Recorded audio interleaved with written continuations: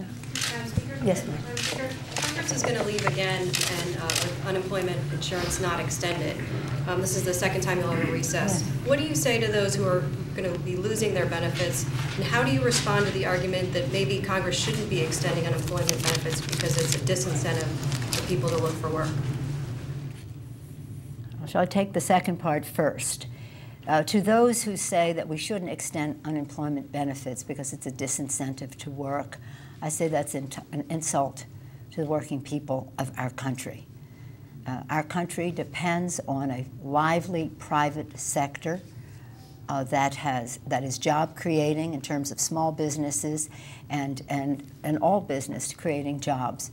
It also depends on a thriving public sector where we educate our children, build our roads, provide for the judiciary. You know what happens there. That enables the private sector to thrive.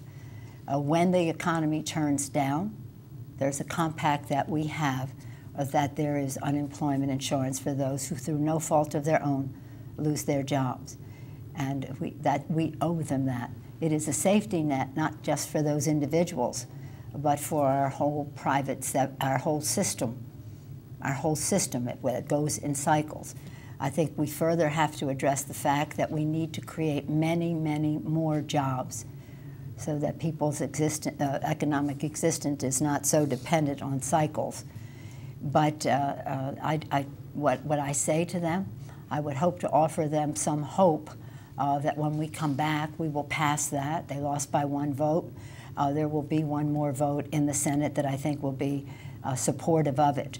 But I think it's important to note that the Republican senators, the Republicans in the Senate, have again and again, I remind you of Senator Bunning and his famous initiative and his remarks, have stopped unemployment benefits from going to people who have lost their jobs through no fault of their own.